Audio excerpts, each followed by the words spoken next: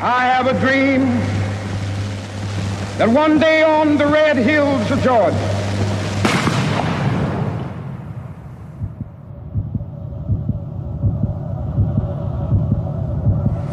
le 4 avril 1968, à Memphis, le pasteur noir américain Martin Luther King est assassiné d'une balle de fusil dans la gorge.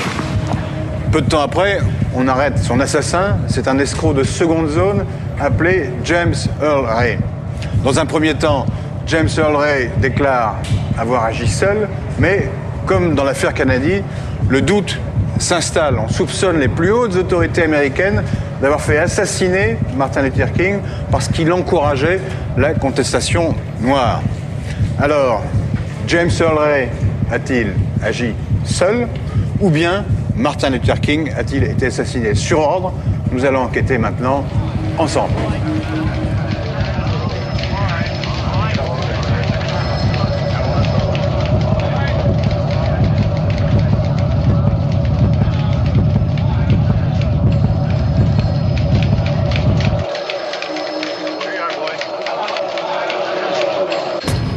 Pape Ndiaye, vous serez notre expert dans cette enquête. Vous êtes historien à l'école des hautes études en sciences sociales. Vous êtes spécialiste des États-Unis. Alors, l'assassinat de Martin Luther King, comme l'assassinat de Kennedy, c'est un des grands mystères de l'histoire américaine. Un des grands mystères, certainement, puisqu'il n'est pas encore levé. Mais de mon point de vue, le plus grand mystère, ça n'est pas que King ait été assassiné le 4 avril 1968, c'est qu'il ait survécu jusque-là. C'est qu'il ait survécu à de nombreuses tentatives d'assassinat, à des menaces multiples. Comme une figure historique. Oui, depuis son entrée dans la vie militante en 1955. Qu'il ait pu tenir jusqu'en 1968, engager ce qu'on appelle la seconde révolution américaine, c'est-à-dire la déségrégation dans le Sud, l'égalité des droits pour les Noirs américains, est déjà remarquable et en fait une des grandes figures de la vie américaine du XXe siècle. Parce qu'il y a un contexte aux États-Unis, c'est que dans les États du Sud, la ségrégation, enfin le racisme était officiel, quoi. C'est cela. Depuis la fin du XIXe siècle, les anciens États confédérés, ceux qui avaient combattu contre le Nord lors de la guerre de sécession, avaient institué un système rigide de ségrégation, d'apartheid, qui a duré donc jusqu'aux années 60, par lequel la population blanche était séparée de la population noire, et la population noire ne pouvait pas voter. Alors, vous allez regarder tous les documents que nos détectives vont rapporter, tout ce qu'on va faire dans cette enquête, et puis on se retrouve dans un peu moins d'une heure. D'accord.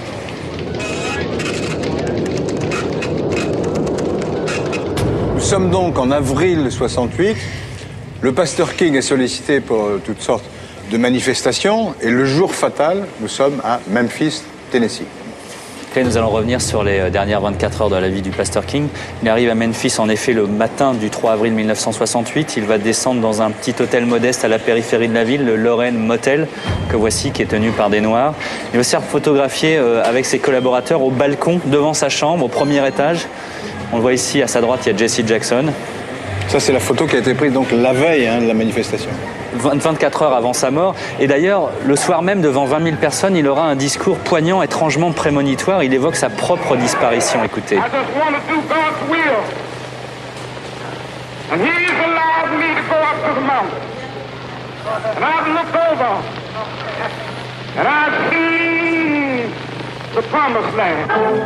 Je vois la terre promise, dit-il. Le lendemain, 4 avril 68, il prend à nouveau l'air avec ses collaborateurs à ce même balcon du Lorraine Motel devant sa chambre lorsqu'à 18h01 précise, un coup de feu claque. King s'effondre. Dans la panique, ses collaborateurs montrent tous la même direction d'où vient le coup de feu.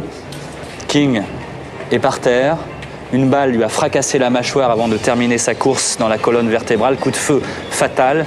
Il va vite être transporté à l'hôpital Saint-Joseph de Memphis, mais va mourir une heure plus tard à 19h05, ce 4 avril 1968. Ça, ce sont les premières images tournées par les télévisions américaines ce 4 avril. Corinne, après, l'assassin s'enfuit, je suppose, donc... Mais il s'enfuit, mais ce qui est hallucinant, c'est qu'on va l'arrêter très très vite. Donc pour bien comprendre, on va retourner sur les lieux du crime. Regardez, le coup de feu vient d'être tiré et tout de suite, les 3 collaborateurs de King pointent un bâtiment qui est en face du Lorraine Motel. Vous voyez, ils pointent une fenêtre au premier étage. C'est de là que le coup de feu est parti. Et des témoins, eux, voient un jeune homme qui s'enfuit en voiture et qui vient de laisser tomber un paquet devant ce bâtiment. à l'intérieur duquel on trouve un fusil. Donc c'est très simple, on suit la piste du fusil et on retrouve la trace d'un certain James Earlway, c'est lui. Et on l'attrape en Angleterre, à Londres, 2 mois plus tard, donc très rapidement. Et figurez-vous que l'homme immédiatement plaide coupable. Du coup, sans procès, il écope de 99 ans de prison. On tient le coupable, c'est la fin de l'enquête, mais pas du mystère. Quel mystère, puisqu'on l'a trouvé, il a avoué. Le mystère, c'est que 3 jours plus tard, il se rétracte. Il dit qu'il porte le chapeau d'une conspiration beaucoup plus vaste et il évoque même la piste de la mafia. C'est dire si mystère il y a. Oui, on a intérêt à suivre la piste d'éventuelles complicités, parce que figurez-vous que ça peut remonter très très haut jusqu'au patron du FBI, c'est lui, J. Edgar Hoover. Oui, d'accord, mais pas si vite, parce qu'il faut quand même revenir aux faits, quoi, tels qu'ils se sont déroulés, comment il s'est enfui, etc. On va revenir au 4 avril 1968, juste après l'assassinat de King. L'émotion est immense. Et tandis qu'on emmène Martin Luther King, son cercueil est transporté jusqu'à Atlanta, sa ville natale, où il sera inhumé, eh bien, il y a des émeutes qui vont éclater dans les quartiers noirs de plus de 150 villes américaines. Et voici l'une des pires explosions de violence que le pays ait connue. Rien qu'à Washington, il y aura 700 incendies. Il y a des scènes de pillage dans tout le pays. Un total de 46 morts, 3000 blessés, 27 000 arrestations. Regardez ces images, c'est vraiment une atmosphère de guerre civile. Donc l'émotion, c'était pas seulement le recueillement, c'était aussi la violence. Pour célébrer en quelque sorte la disparition de l'apôtre de la non-violence. Il y a même la garde civile qui patrouille dans les rues des villes. Et parallèlement, le pays va honorer la disparition de Martin Luther King comme celle d'un héros de l'Amérique. Pendant ses obsèques à Atlanta, eh bien, le président Johnson a décrété un jour de deuil national. Les drapeaux sont en berne partout, sauf dans quelques villes du Sud encore ségrégationnistes. Et puis à Atlanta, au moment de ses funérailles, l'émotion évidemment est immense. Il y a 100 000 personnes dans les rues et la cérémonie qui est retransmise à la télévision est suivie par 120 millions de téléspectateurs. Bon, alors avant d'étudier tous les indices, il faut revenir évidemment sur ce qu'a été vraiment la personnalité de King. On m'en a déjà donné, mon cher. Oui, mais il vous en faut beaucoup, vous toussez beaucoup, chef. Oui, ça va.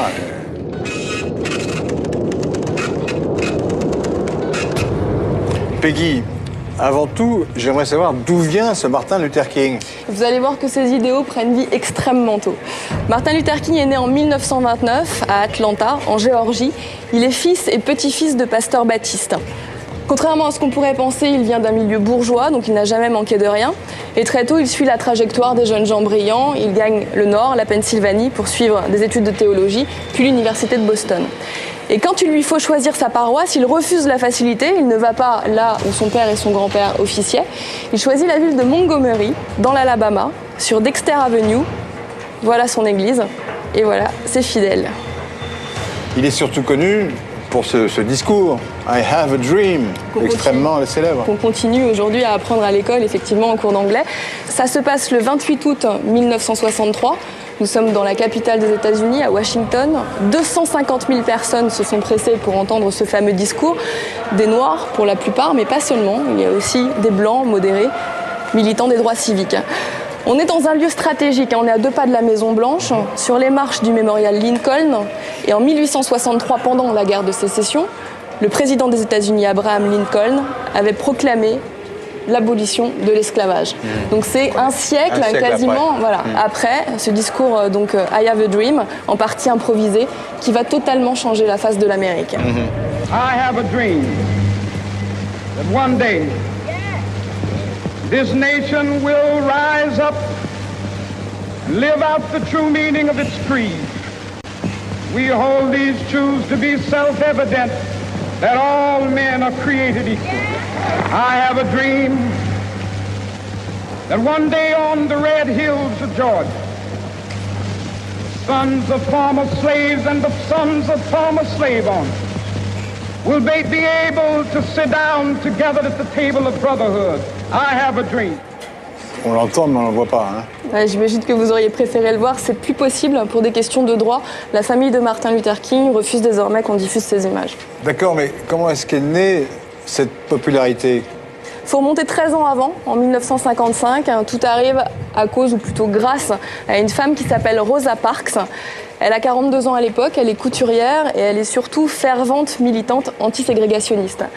Et dans l'autobus qui la ramène chez elle un soir, elle refuse de céder sa place à un blanc et pourtant, à l'époque, la loi l'exige. Mais c'est Rosa Parks, elle a été arrêtée? Elle a été arrêtée, ce qui provoque bien évidemment, vous imaginez, la colère de la communauté noire.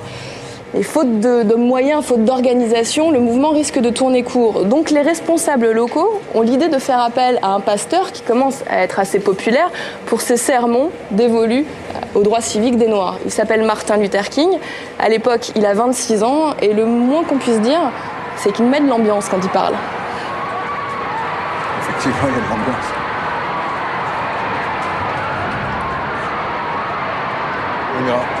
Comment il s'y prend pour protester? Bien, il est très malin, il organise le boycott des autobus de la ville. Là où c'est malin, c'est que les Noirs sont les principaux utilisateurs de ces transports en commun. La lutte va durer 1 an et menacée de faillite, les compagnies privées finalement finissent par abdiquer. Et la Cour suprême des États-Unis va finalement proclamer la fin des lois ségrégationnistes dans les transports en commun. Donc Luther King se sert principalement de 2 armes, la désobéissance civile et la pression économique. Il élabore une doctrine de la non-violence inspirée majoritairement par Gandhi. Et en 1963, il a l'idée de lancer une campagne dans la ville de Birmingham, une ville très raciste, tenue par le Ku Klux Klan, une des villes les plus racistes des États-Unis. Donc ces actions se multiplient. Alors le Ku Klux Klan, vous en parlerez avec Corinne tout à l'heure, effectivement, ces actions se multiplient. Son but, c'est de provoquer les autorités locales, c'est de les pousser au dérapage et c'est exactement ce qui va se passer. Il ne faut pas perdre de vue qu'en plus, il incite les jeunes, Martin Luther King, à participer à ces manifestations, même les enfants. Et les images des brutalités commises tant par les autorités locales que par les foules blanches vont profondément choquer l'Amérique. À tel point que le président Kennedy, au cours d'une allocution télévisée, va annoncer une profonde réforme des droits civiques en faveur des Noirs. We have a right to expect that the Negro community will be responsible, will uphold the law, but they have a right to expect that the law will be fair, that the Constitution will be colorblind, as Justice Harlan said at the turn of the century. This is what we're talking about, and this is a matter which concerns this country and what it stands for. And in meeting it, I ask the support of all of our citizens. Thank you very much. Mais au cours de ces actions, il va quand même être arrêté.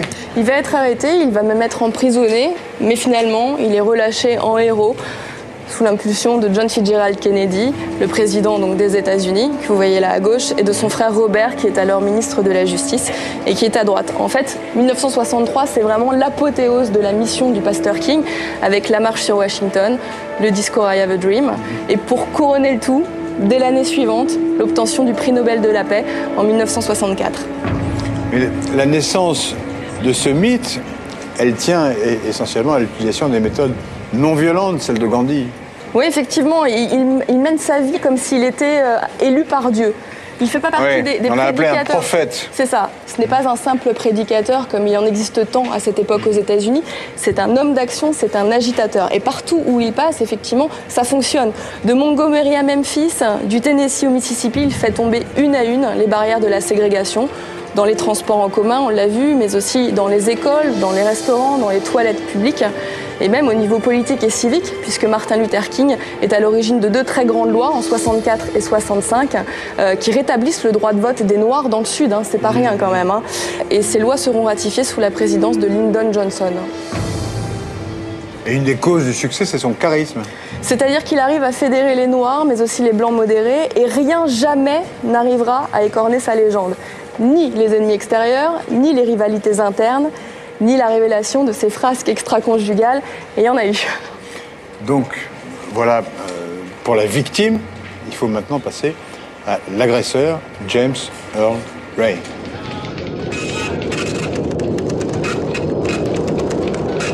Peggy, revenons à l'enquête de police. Qu'est-ce qui s'est passé ce 4 avril 68 ? On a dit que c'était une enquête bâclée, que la police avait mal travaillé. En fait, elle a fait preuve d'une célérité redoutable. Oui, c'est vrai que pour démasquer James Earl Ray, c'est allé très vite, peut-être trop vite. Maintenant, pour l'arrêter, c'est une autre paire de manches, puisqu'il a tenu quand même en échec le FBI et Interpol pendant 2 mois. C'est énorme. Il faut attendre le 8 juin 1968 pour qu'il soit arrêté à l'aéroport d'Heathrow, à Londres. Étrange, en effet. Mais revenons sur les lieux du crime. Earl Ray était bien là, non ? Peut-être, ça ne veut pas dire pour autant qu'il est tiré. Donc ça, c'est le Lorraine Motel. Luther King est assassiné ici, il s'effondre là, et tout de suite ses proches collaborateurs pointent du doigt la fenêtre juste en face. C'est de là qu'aurait tiré l'assassin.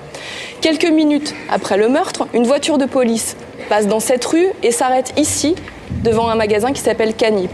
Là, le propriétaire du magasin Canip et les clients affirment avoir vu s'enfuir un individu plutôt jeune au volant d'une Ford Mustang blanche.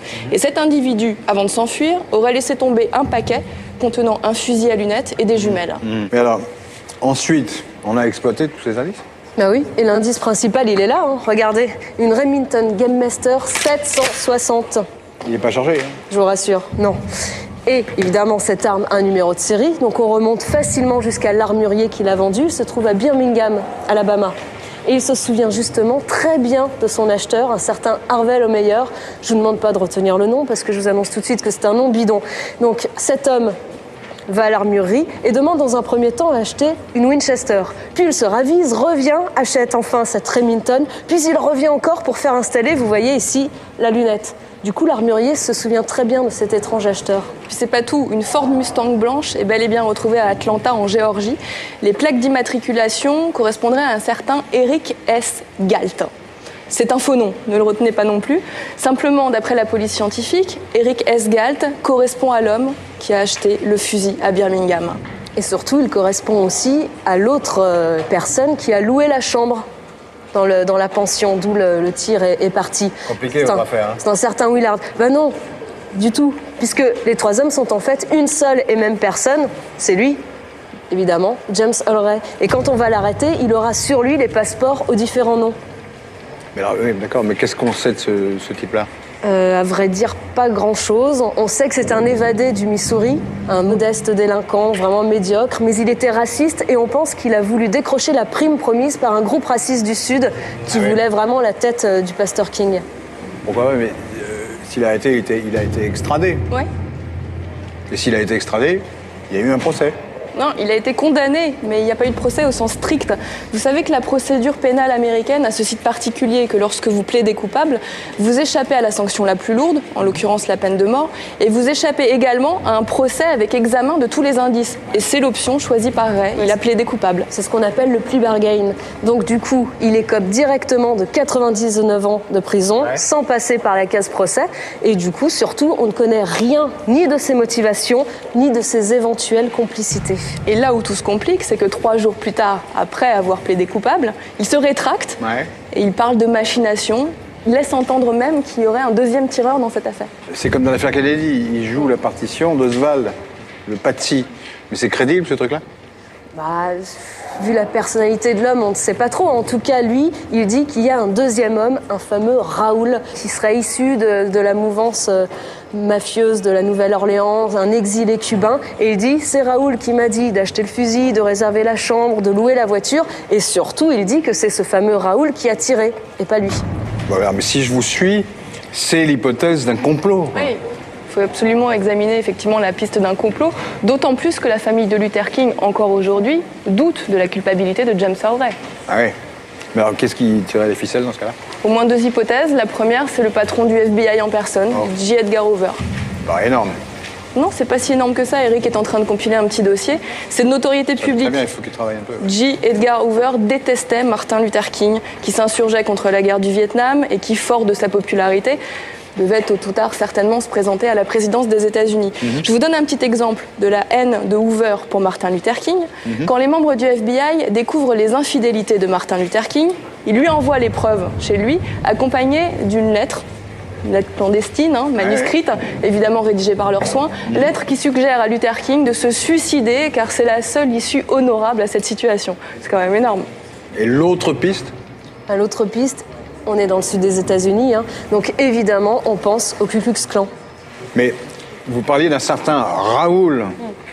Ben, ce Raoul, il faudrait savoir qui c'est quand même.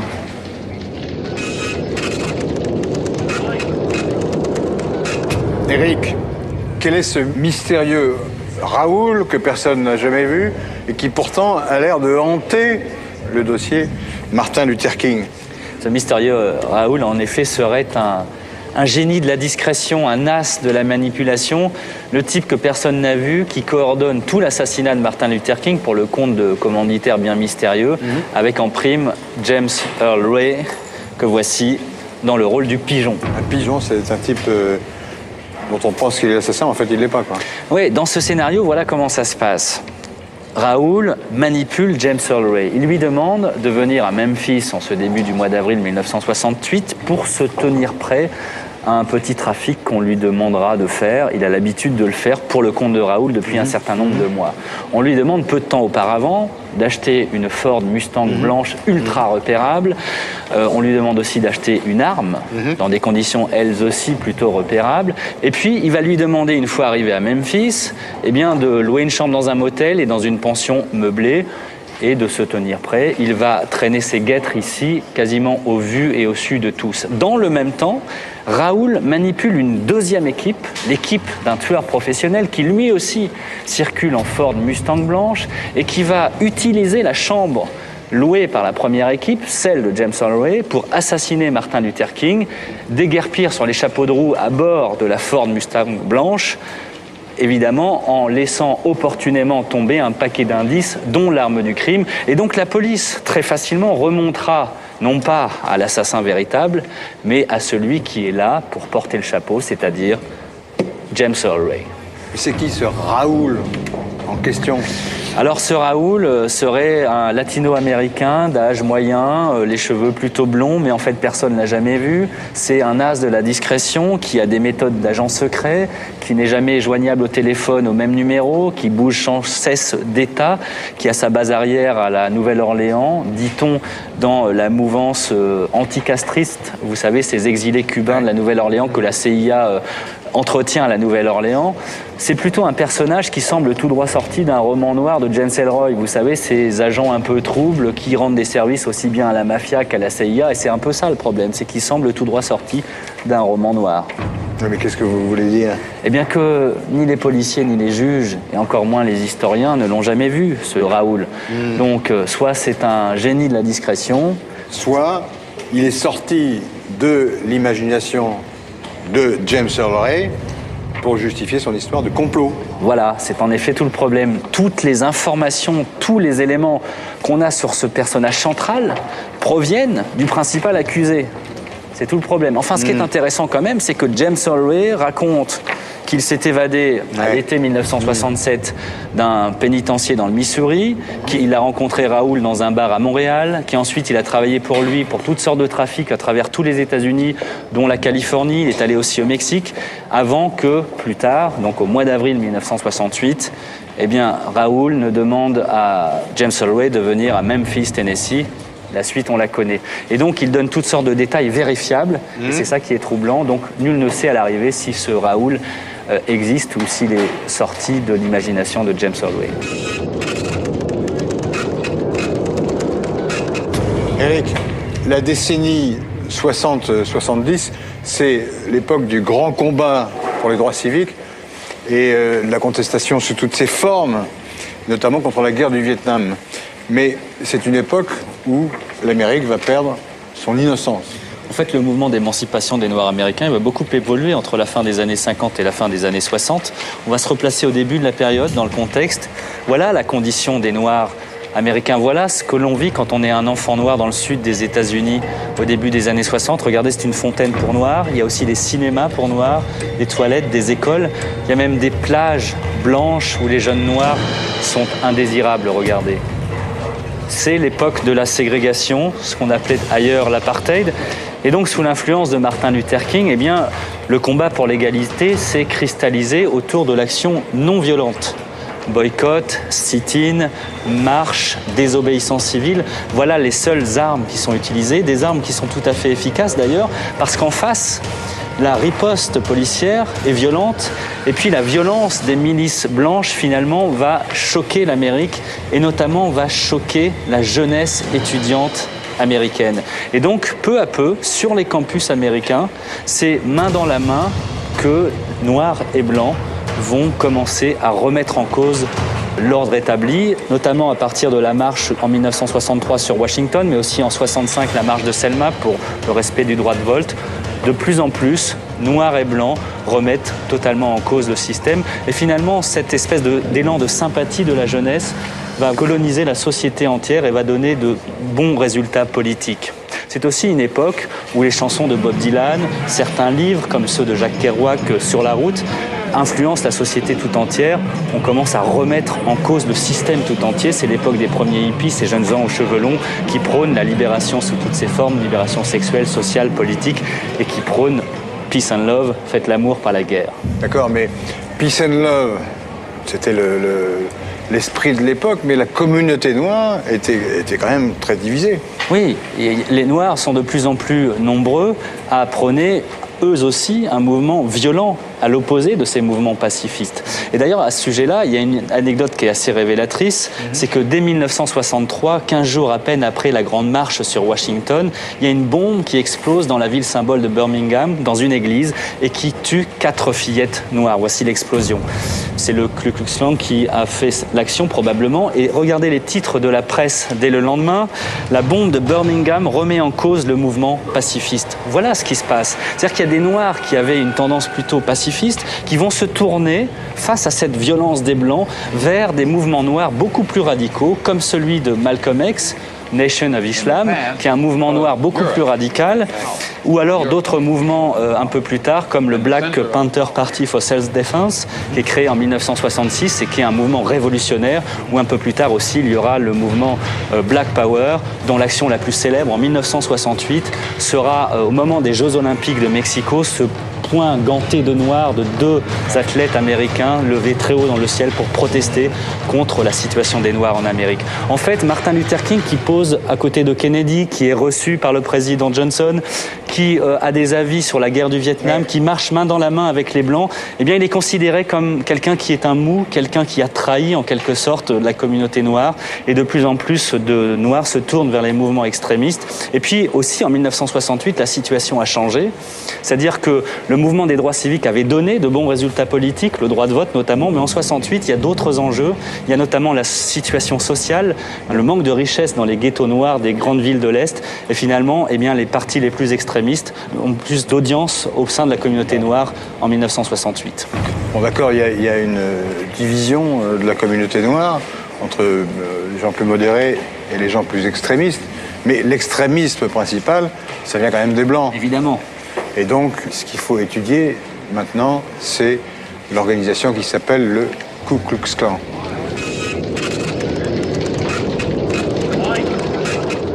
Alors Corinne, ça avance ce dossier sur le Ku Klux Klan? Bah oui, Laurent, vous connaissez cette cagoule? Bah oui. C'est l'emblème du Ku Klux Klan, ce groupe extrémiste, raciste, antifédéraliste du sud des États-Unis et qui s'insurge violemment, c'est le moins qu'on puisse dire, contre l'émancipation des Noirs. Il est violent, d'accord, mais quelles sont ses origines? Cette organisation n'est pas si récente que ça, elle remonte en fait à la fin de la guerre de sécession. On est en 1865 et l'armée nordiste vient d'écraser l'armée des sudistes, l'armée confédérée. Du coup, il y a des jeunes officiers confédérés, un peu nostalgiques de l'esprit de corps de l'armée confédérée, qui créent le Ku Klux Klan. Ku Klux, c'est le cercle en grec, et ouais, clan, c'est la même chose, d'accord. Parce qu'ils sont d'origine écossaise. Et je croyais que c'était le bruit du fusil. Non, ça Ku Klux Klan. C'est une légende, c'est venu après ça. Ah bon, d'accord. Ku Klux, donc le cercle. Et ce Ku Klux Klan se met en tête de diriger l'Empire invisible. C'est comme ça qu'ils disent pour appeler les États du Sud qui viennent de perdre la guerre. Alors il y a toute une hiérarchie un peu abracadabantre qui se met en place. Il y a un sorcier impérial secondé par des génies, des titans. Et tout ce beau monde est habillé comme ça en blanc, de pied en cap. Ça ressemble aux pénitents des processions espagnoles. Tout à fait. Le but, en fait, c'est d'effrayer les non-initiés, au premier rang desquels, évidemment, les Noirs, qui ont le malheur de demander leurs droits, en fait. Et Nathan Bedford Forrest, c'est celui qui est au milieu, là. C'est lui, voilà, au milieu, dote le clan d'une structure militaire pour mieux les punir, parce que, selon lui, il y a urgence. Avec la défaite, les sudistes ont dû abolir l'esclavage. Du coup, leur économie s'est effondrée et... Pire que tout, il y a de nouveaux amendements à la Constitution des États-Unis qui, au début des années 1870, donnent le droit de vote aux Noirs. Et ça, c'en est trop pour le clan. Du coup, il y a une vague de terreur qui s'abat sur le sud des États-Unis. Il y a des femmes enceintes éventrées, on lynche les Noirs, on les pend aux arbres, les croix brûlent devant les maisons. Enfin, c'est vraiment terrible. Ce sont des terroristes, hein, ils sont animés par leur racisme. Mais est-ce qu'ils ont je sais pas, des convictions plus larges? Il y a un petit substrat politique sous tout ça, c'est qu'en fait, depuis la fin de la guerre de sécession, c'est l'armée nordiste qui dirige le sud des États-Unis. Et les sudistes veulent reprendre leur indépendance, donc ils sèment le trouble comme pour prouver que les nordistes ne sont pas capables de maîtriser le sud. Bon, alors Washington, évidemment, réagit quand même. En 1873, le clan est dissous une première fois. Mais ça ne signifie pas que c'est la fin des exactions, bien au contraire. Et puis les sudistes lâchent un peu l'affaire. Ils acceptent que le clan soit un peu enterré parce qu'ils regagnent du terrain. La ségrégation est en train de s'installer dans le sud des États-Unis. Et puis par diverses lois locales, ils mettent à mal le droit de vote des Noirs qui est parfois même annulé. D'accord, alors le clan disparaît et donc on n'en parle plus? On n'en parle plus jusqu'en 1915, où en fait il renaît de ses cendres sous la houlette de cet homme. C'est un pasteur méthodiste, il s'appelle Simons, et il recrée donc le clan, et lui donne un visage un peu plus, comment dire? Respectable. Voilà, bon teint. Il en fait une organisation culturelle WASP. Ah oui, d'accord. WASP, ça veut dire White Anglo-Saxon Protestant? Voilà, c'est ça. Donc le clan s'est assagi ou bien c'est une façade? C'est une façade, il se donne une bonne conscience, vous voyez, à tel point qu'il peut même défiler dans les rues de Washington. Vous voyez, des milliers de cagoules dans la capitale fédérale, c'est assez surprenant. Il y a même des présidents américains qui vont faire partie du clan, mais en réalité, vous avez compris, c'est une façade. Et les exactions continuent contre les Noirs, mais aussi maintenant contre les immigrés européens, contre les femmes émancipées, on est dans les années 20, contre les Juifs, contre la gauche en général. Alors du coup, Washington essaie encore une fois de réagir et il utilise pour ça, c'est assez futé, le fisc. Et il arrive à étrangler fiscalement le clan qui se dissout officiellement en 1944. C'est la bonne alors? Mais non, parce qu'avec ce grand mouvement d'émancipation des droits des Noirs dans les années 50-60, eh bien les cagoules ressortent. En 54, elles réapparaissent, regardez. Mais ce n'est pas vraiment le clan qui s'est recréé, mais plutôt des groupuscules qui se réclament de lui et qui sont donc d'autant plus difficiles à contrer, à combattre, tellement ils sont ancrés dans la vie locale. Vous voyez, on y vient en famille. Il y a même les enfants qui sont affublés de ce costume sous l'œil ravi des mamans, puisqu'en fait, dans les années 60, dans le sud des États-Unis, on arbore fièrement son racisme. Vous voyez, on défile à visage découvert dans les rues des villes. En fait, le racisme à cette époque-là, aux États-Unis, c'est la norme.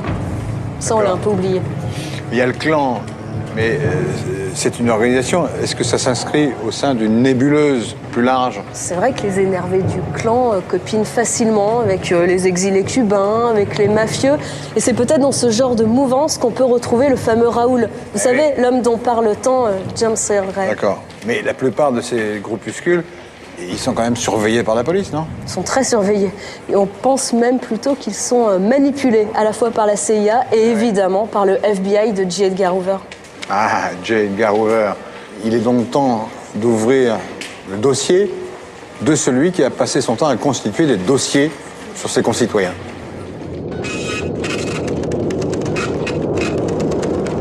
Eric, il paraît que nous avons dans nos tiroirs un dossier édifiant sur J.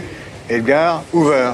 Alors c'est vrai que c'est un dossier riche et complexe pour un personnage qui est riche et complexe. Enfin bon, on va pas tomber dans le travers un peu facile de présenter l'homme qui a dirigé d'une main de maître la police fédérale des États-Unis pendant 48 ans et qui a servi sous 8 présidents comme un vulgaire voyou. Avant tout, J. Edgar Hoover fut un grand flic, le chef inamovible et respecté de milliers d'agents spéciaux du FBI, les fameux G-Men. C'est lui qui savait les mettre en valeur et c'est sous l'égide de Hoover, dès les années 30, que le bureau a acquis ses titres de noblesse, notamment en mettant sous les verrous des bandits célèbres d'alors comme le fameux Dillinger. Et les grands flics dans l'histoire, en France par exemple, ont toujours utilisé des méthodes en marge. Par exemple, Fouché, Vidocq. Oui, et puis de toute façon, c'est pas dans la police criminelle que le profil de Hoover est assez particulier, c'est dans un autre domaine. Qu'est-ce que vous voulez dire? C'est dans le domaine de la police politique.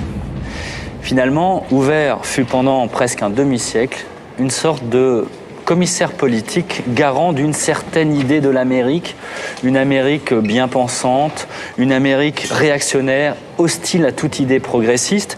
Son obsession à Hoover, c'était la subversion. C'était pas la mafia qui lui posait problème, c'était les rouges. Il voyait l'œil de Moscou partout. Je vous propose de regarder des actualités de l'époque lorsque, dans l'immédiate après-guerre, Hoover va témoigner devant la commission des activités anti-américaines. Et voilà son idée de la menace rouge. C'est assez édifiant. The growing menace of communism arouses the House of Representatives Un-American Activities Committee. Among the well-informed witnesses testifying is J. Edgar Hoover, head of the Federal Bureau of Investigation. Communism in reality is not a political party. It is a way of life, an evil and malignant way of life. It reveals a condition akin to disease that spreads like an epidemic. And like an epidemic, a quarantine is necessary to keep it from infecting this nation. Oui, alors il explique évidemment que les communistes voulaient renverser le gouvernement, c'est quand même pas très étonnant. Mais j'imagine qu'il était aussi un grand serviteur de l'État américain, non? Serviteur surtout, Hoover est un serviteur de Hoover. Il n'y a guère que le président Johnson qui s'en arrangeait, parce que les autres présidents, Richard Nixon par exemple, le détestait, il le surnommait la vieille pédale. Quant au Kennedy, n'en parlons pas, ils ont tout fait pour essayer de s'en débarrasser, sans jamais y parvenir. On peut même dire que cyniquement, c'est plutôt l'inverse qui s'est produit. Non, on dit que Hoover avait dans ses tiroirs des dossiers compromettants sur tous les hommes d'État. Il espionnait même les présidents et il était prêt à sortir des dossiers sur tous ceux qui osaient remettre en question son autorité, son pouvoir. On peut dire, oui, que pendant 50 ans, ce fut l'homme le plus puissant d'Amérique. Et plus qu'un flic, ce fut un as du renseignement, de la manipulation. Il avait sa propre idée de l'Amérique, une Amérique débarrassée de toute la vermine subversive, la vermine communiste. Et il n'aimait pas, évidemment, aussi ceux qui étaient partisans de l'émancipation des Noirs. Et j'imagine que ces méthodes devaient être à la hauteur de cette ambition, entre guillemets, morale. Il professait la morale, mais en fait, il était d'une hypocrisie sans limite. Il y a un journaliste britannique qui a écrit une biographie de J. Edgar Hoover. Voilà le titre qu'il lui a donné. Le plus grand salaud d'Amérique. Parce que les méthodes de J. Edgar Hoover sont celles des polices parallèles, des polices secrètes. C'est l'as des coups tordus, des ragots, des écoutes illégales, etc. Et on prête à Hoover tellement de coups tordus qu'il devient difficile d'en établir une liste exacte et surtout difficile d'en établir la véracité. Bref, en tout cas, on sait qu'il a eu des méthodes très particulières. Mais pour revenir à notre affaire, que sait-on exactement du rôle de Hoover dans l'affaire Martin Luther King? Alors, ce qu'on sait, c'est qu'il craignait la subversion, comme il disait, sous toutes ses formes. Et il est évident à ses yeux que le combat de Martin Luther King, c'est subversif dans l'Amérique telle qu'elle était alors. Comme il disait, King, c'est le nègre le plus dangereux d'Amérique. Et surtout lorsque ce nègre va devenir respectable, c'est-à-dire qu'à partir de 1964, on lui donne le prix Nobel. Donc à partir de ce moment-là, Hoover, semble-t-il, s'est juré de se débarrasser de Martin Luther King. Alors, ce qu'on sait aujourd'hui, c'est qu'il l'a mis sur écoute, c'est qu'il a rassemblé des dossiers compromettants, et notamment sur ses infidélités conjugales, qu'il a transmises à l'épouse de Martin Luther King pour le discréditer de l'intérieur et affaiblir son personnage. D'accord, mais le fait qu'un type comme Hoover espionne King, c'est quand même pas très étonnant. Est-ce que ça prouve qu'il l'a forcément fait assassiner? Non, ça prouve rien du tout. En effet, d'après toujours ce journaliste britannique, au minimum, ce qu'on peut dire, dit-il, c'est que Hoover, avec ses antennes un peu partout, a eu connaissance d'un projet d'assassinat contre Martin Luther King et qu'il n'aurait pas levé le petit doigt pour l'en empêcher. Pour aller plus loin, c'est difficile. De toute façon, Hoover avait des dossiers qu'il ne versait pas forcément dans les dossiers officiels du FBI, des dossiers personnels, donc peut-être qu'on ne saura jamais, même si les archives s'ouvrent. Et de toute façon, il se dit qu'à sa mort, sa fidèle secrétaire a détruit tous les secrets de Hoover, toutes ses archives, et donc concernant King, on ne peut peut-être jamais en savoir plus. Tout cela ne figure pas évidemment dans les livres d'histoire, mais ça nous incite à nous pencher sur cette collusion entre Hoover, la mafia, des intérêts occultes, bref, sur l'Amérique du complot.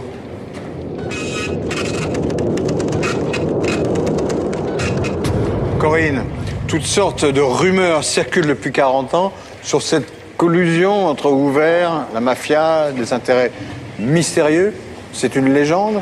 Il y a beaucoup de documents parfaitement fiables et qui sont maintenant accessibles grâce à la révolution numérique et grâce surtout au FOIA. C'est le Freedom of Information Act. Ah oui, d'accord.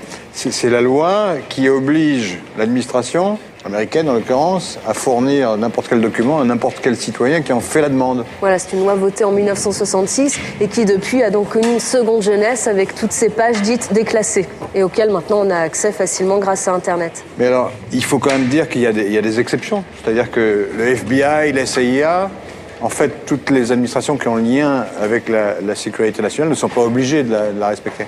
On peut en parler justement de ces informations potentiellement préjudiciables. Sans faire de spéculation, on peut quand même s'appuyer sur des faits.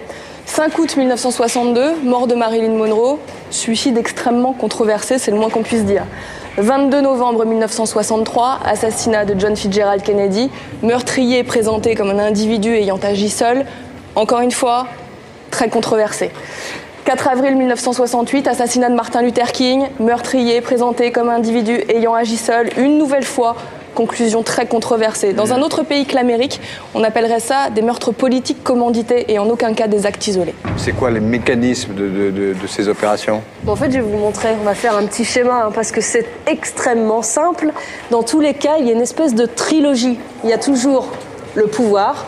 Alors c'est un pouvoir évidemment économique ou politique qui passe commande à une mouvance interlope, par exemple la mafia. Elle lui passe commande d'un crime et elle-même contacte un exécutant. Et le troisième acteur, ce sont les services de renseignement, FBI ou CIA, qui, on l'a vu pour les 3 personnes, sont au courant de tout, la vie privée de Marilyn Monroe, la vie privée de Martin Luther King et les menaces contre Kennedy. Et dans notre affaire Martin Luther King, le pouvoir, eh bien, ce sont les notables du Sud blanc racistes, la mouvance interlope, le Ku Klux Klan, et le ou les exécutants, Earl Ray et ou Raoul. Voilà, et le personnage qui observe tout ça, c'est évidemment le patron du FBI, J. Edgar Hoover. Enfin, vous y allez un peu fort, les filles, là, non? Non. C'est crédible, hein? Oui, ça fonctionne en tout cas. D'accord, mais enfin, est-ce que ça résiste à un examen rigoureux?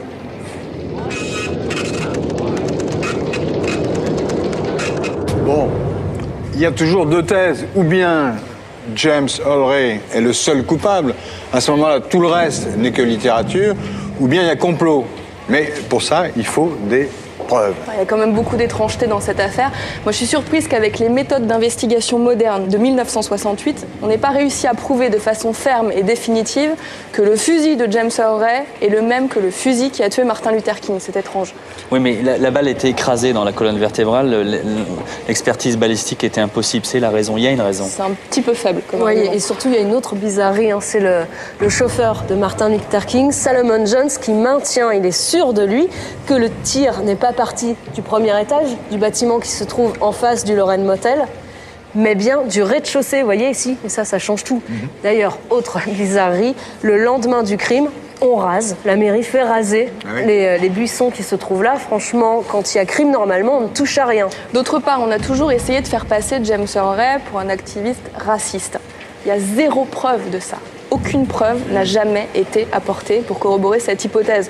Donc le mobile, si ténu soit-il, le racisme s'effondre complètement. Enfin, ça peut tout bonnement être l'appât du gain.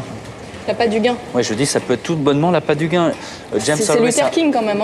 C'est un être médiocre qui a tout bonnement pris au pied de la lettre les déclarations maladroites d'un homme d'affaires de Saint-Louis qui promettait une récompense à qui débarrasserait le pays de ce pasteur noir. Voilà. Non mais il faudrait savoir, tout à l'heure vous parliez d'un tireur isolé, maintenant il y a des commanditaires. Un commanditaire, c'est pas un commanditaire, ça ne veut pas dire pour autant qu'il y a un commanditaire. Oui, enfin, on s'achemine quand même vers le complot. S'il voulait récupérer une prime, il répond à quelqu'un. Et puis, de toute façon, il y a une autre bizarrerie. Cet homme que l'on dit effectivement médiocre, comment est-ce qu'il fait pour passer les frontières tranquillement, prendre un avion, s'envoler en Europe, y vivre la grande vie pendant 2 mois? Il y a un problème. D'où vient l'argent? Mais certainement pas d'éventuels donneurs d'ordre, puisqu'il n'y en a pas, je vous le répète. Attendez. Moi, je vais vous démontrer que cette théorie du complot ne tient pas debout. Il y a quand même un élément dont bénéficie James Earl Ray juste après l'assassinat de Luther King et sur lequel la police de Memphis ne s'est toujours pas expliquée.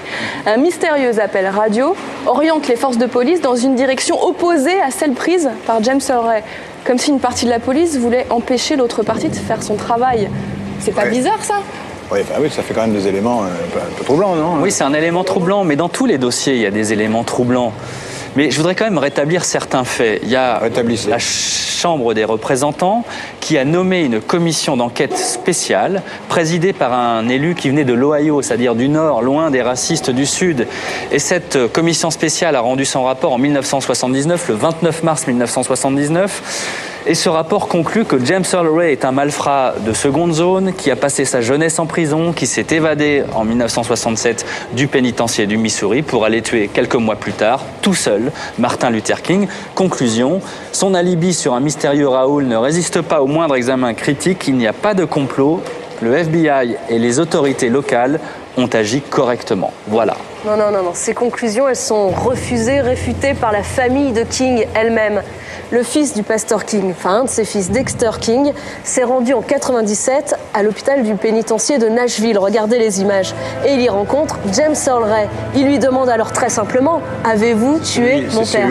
Oui, il est à droite, il est soigné pour une cirrhose du foie. Et là, James Earl Ray répond à Dexter, non, ce n'est pas moi. Et Dexter lui répond, moi je vous crois, ma famille vous croit, et il poursuit en disant, nous ferons tout ce qui est en notre pouvoir pour tenter de faire prévaloir la justice. Ensuite, les deux hommes se serrent la main.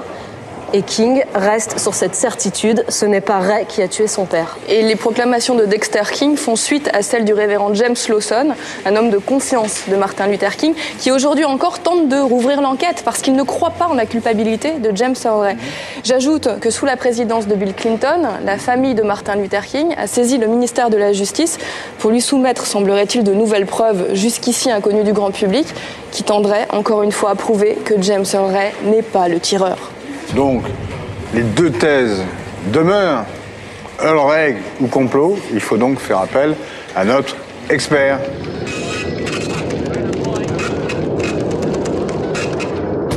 Pape Ndiaye, vous êtes notre expert dans cette enquête. Vous êtes professeur à l'école des hautes études en sciences sociales. Vous êtes spécialiste des États-Unis. Alors, question toute simple. Qui a tué Martin Luther King ? On n'a pas de preuves irréfutables qui permettraient d'opter de manière certaine pour une hypothèse plutôt qu'une autre. Mais alors il n'y a pas de solution. J'ai un avis dans la mesure où il y a un ensemble d'indices qui permettent quand même de converger vers une hypothèse qui est celle que Ray n'a pas agi seul. En particulier, sa fuite organisée, les passeports dont il disposait, le fait qu'il ait été à l'étranger, ça ne colle pas tout à fait avec ce qu'on sait par ailleurs de Ray, c'est-à-dire un petit malfrat de seconde zone, un petit blanc du Sud qui... dont le racisme n'a jamais été démontré, on est d'accord. Le racisme pouvait être en phase avec celui de son groupe social, mais qui n'était pas un racisme militant. De toute façon, on en sera à plus avant 2027, c'est-à-dire avant l'ouverture des archives du FBI sur le sujet. C'est-à-dire que vous dites qu'il n'a pas agi seul, mais il n'y a pas d'éléments qui démontrent qu'il n'a pas agi seul. Parce qu'il y a un personnage dont on a parlé, qui est dans l'ombre, c'est J. Edgar Hoover, le patron du FBI, qui fait suivre Martin Luther King. Ça peut être lui le commanditaire ? Hoover suit Martin Luther King depuis 1961. Il l'a mis sur écoute et plusieurs de ses agents sont attachés à ses pas, à ses basques, devrait-on dire, de telle manière que lorsqu'il est assassiné, 6 agents du FBI se précipitent instantanément vers lui. Et si la haine de Hoover est avérée pour King, une haine même personnelle, qui tient aussi aux préjugés de Hoover, qui pensait que la révolte des Noirs du Sud et le mouvement pour les droits civiques ne pouvaient être initiés que par la subversion communiste et par des agitateurs qui étaient venus troubler l'ordre paisible de la région en question. Et donc Hoover est certainement très vindicatif et très attaché même à la perte de King, d'autant plus qu'à partir de 1967, King manifeste de façon très nette son opposition à la guerre du Vietnam. C'est vrai que King se radicalise, vous le disiez, en 67-68, il critique ouvertement la politique de Washington, ce qu'il ne faisait pas avant. Donc c'est vrai que Hoover aurait vraiment toutes les raisons de lui en vouloir et Ray paraît être un coupable vraiment désigné. C'est cela. King, à partir de 67, manifeste son opposition très forte à la guerre du Vietnam. Il prononce un discours très célèbre 1 an exactement avant son assassinat, le 4 avril 1967. Et puis, par ailleurs, il oriente son action militante en direction des grands ghettos du Nord et donc d'un certain nombre de questions sociales, la pauvreté, le chômage et d'autres questions importantes qui sont celles de l'ensemble des États-Unis et pas seulement d'ailleurs des Noirs américains. Donc il accumule là des éléments qui font que la presse qui lui était favorable commence à être très critique à son égard à partir de 67-68. Et Raoul, il existe ou pas dans cette affaire ? C'est un mystère, Raoul, puisque au fond, il n'a d'existence que dans les propos de Earl Ray lui-même. Mais vous y croyez, vous ? Et on n'a jamais pu prouver son existence. Raoul, peut-être doit-on considérer que ce n'est pas un personnage, mais plutôt un groupe, ou en tout cas un relais ou un élément par lequel l'assassinat de King ne relèverait pas simplement de la décision solitaire d'un petit malfrat inconnu. Oui, voilà, parce qu'on pense évidemment aux racistes du Sud, le Ku Klux Klan. Ce n'est pas à exclure quand même. Ce n'est pas tout à fait à exclure. Le clan en 68 est en pleine déconfiture, mais on ne peut pas exclure non plus l'action isolée d'un blanc raciste, d'un fanatique de la ségrégation qui veuille se venger. Qu'est-ce qu'il représente aux États-Unis à cette époque-là, Martin Luther King ? C'est déjà un mythe, c'est une légende, pas seulement aux États-Unis, mais dans l'ensemble du monde. Il est connu en Afrique du Sud, il est connu en Asie. Et aux États-Unis, il est un peu en perte de vitesse au sein de la communauté noire. Il est un peu en perte de vitesse parce que certains lui reprochent, ses vieux compagnons de lutte notamment, son orientation contre la guerre du Vietnam, son orientation en faveur d'une guerre contre la pauvreté et des intonations presque socialisantes dans certains de ses discours. Il est donc dans une phase assez difficile politiquement, mais en même temps, le fait qu'il soit assassiné d'un seul coup rassemble, l'élève au rang de mythe, rassemble y compris ceux qui, mezzo voce, avaient exprimé leur critique. Et on a vu comment les ghettos, les grands ghettos noirs du Nord, manifestent leur désespoir à l'annonce de sa mort. Pape Ndiaye, vous nous avez donné votre réponse, une réponse de professeur. Merci de nous avoir suivis jusqu'ici. Merci. Voilà donc notre conclusion. Elle n'engage que les auteurs de cette émission, mais nous avons essayé de vous donner honnêtement toutes les pièces de ce dossier. À vous de vous faire une opinion. Après tout, elle vaut bien la nôtre. Et à bientôt pour la résolution d'une autre énigme de l'histoire.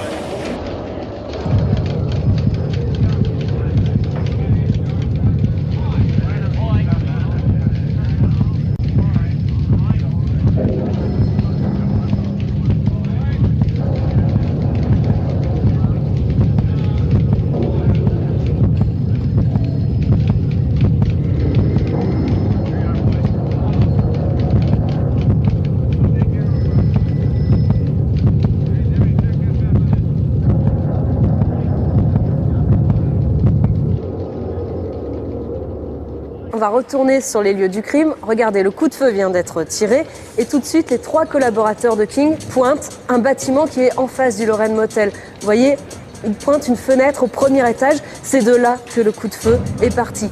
Et des témoins, eux, voient un jeune homme qui s'enfuit en voiture et qui vient de laisser tomber un paquet devant ce bâtiment, à l'intérieur duquel on trouve un fusil. Donc c'est très simple, on suit la piste du fusil et on retrouve la trace d'un certain James Earl Ray, c'est lui. Et on l'attrape en Angleterre, à Londres, 2 mois plus tard, donc très rapidement. Et figurez-vous que l'homme immédiatement plaide coupable. Du coup, sans procès, il écope de 99 ans de prison. On tient le coupable, c'est la fin de l'enquête, mais pas du mystère. Quel mystère, puisqu'on l'a trouvé, il a avoué. Le mystère, c'est que 3 jours plus tard, il se rétracte. Il dit qu'il porte le chapeau d'une conspiration beaucoup plus vaste. Et il évoque même la piste de la mafia. C'est dire si mystère il y a. Oui, on a intérêt à suivre la piste d'éventuelles complicités, parce que figurez-vous que ça peut remonter très très haut jusqu'au patron du FBI, c'est lui, J. Edgar Hoover. Oui, d'accord, mais pas si vite, parce qu'il faut quand même revenir aux faits, tels qu'ils se sont déroulés, comment il s'est enfui, etc. On va revenir au 4 avril 1968, juste après l'assassinat de King. L'émotion est immense. Et tandis qu'on emmène Martin Luther King, son cercueil est transporté jusqu'à Atlanta, sa ville natale, où il sera inhumé, eh bien, il y a des émeutes qui vont éclater dans les quartiers noirs de plus de 150 villes américaines. Et voici l'une des pires explosions de violence que le pays ait connue. Rien qu'à Washington, il y aura 700 incendies. Il y a des scènes de pillage dans tout le pays. Un total de 46 morts, 3000 blessés, 27 000 arrestations. Regardez ces images, c'est vraiment une atmosphère de guerre civile. Donc l'émotion, c'était pas seulement le recueillement, c'était aussi la violence pour célébrer en quelque sorte la disparition de l'apôtre de la non-violence. Il y a même la garde civile qui patrouille dans les rues des villes. Et parallèlement, le pays va honorer la disparition de Martin Luther King comme celle d'un héros de l'Amérique. Pendant ses obsèques à Atlanta, eh bien, le président Johnson a décrété un jour de deuil national. Les drapeaux sont en berne partout, sauf dans quelques villes du Sud encore ségrégationnistes. Et puis à Atlanta, au moment de ses funérailles, l'émotion évidemment est immense. Il y a 100 000 personnes dans les rues et la cérémonie qui est retransmise à la télévision est suivie par 120 millions de téléspectateurs. Bon, alors avant d'étudier tous les indices, il faut revenir évidemment sur ce qu'a été vraiment la personnalité de King. On m'en a déjà donné, mon cher. Oui, mais il vous en faut beaucoup, vous toussez beaucoup, chef. Ouais, ça va.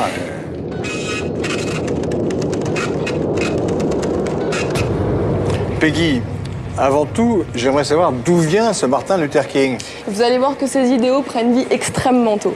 Martin Luther King est né en 1929 à Atlanta, en Géorgie. Il est fils et petit-fils. The growing menace of communism arouses the House of Representatives Un-American Activities Committee. Among the well-informed witnesses testifying is J. Edgar Hoover, head of the Federal Bureau of Investigation. Communism in reality is not a political party. It is a way of life, an evil and malignant way of life. It reveals a condition akin to disease that spreads like an epidemic. And like an epidemic, a quarantine is necessary to keep it from infecting this nation. Oui, alors il explique évidemment que les communistes voulaient renverser le gouvernement, c'est quand même pas très étonnant. Mais j'imagine qu'il était aussi un grand serviteur de l'État américain, non? Serviteur surtout, Hoover est un serviteur de Hoover. Il n'y a guère que le président Johnson qui s'en arrangeait, parce que les autres présidents, Richard Nixon par exemple, le détestait, il le surnommait la vieille pédale. Quant au Kennedy, n'en parlons pas, ils ont tout fait pour essayer de s'en débarrasser, sans jamais y parvenir. On peut même dire que cyniquement, c'est plutôt l'inverse qui s'est produit. Non, on dit que Hoover avait dans ses tiroirs des dossiers compromettants sur tous les hommes d'État. Il espionnait même les présidents et il était prêt à sortir des dossiers sur tous ceux qui osaient remettre en question son autorité, son pouvoir. On peut dire, oui, que pendant 50 ans, ce fut l'homme le plus puissant d'Amérique. Et plus qu'un flic, ce fut un as du renseignement, de la manipulation.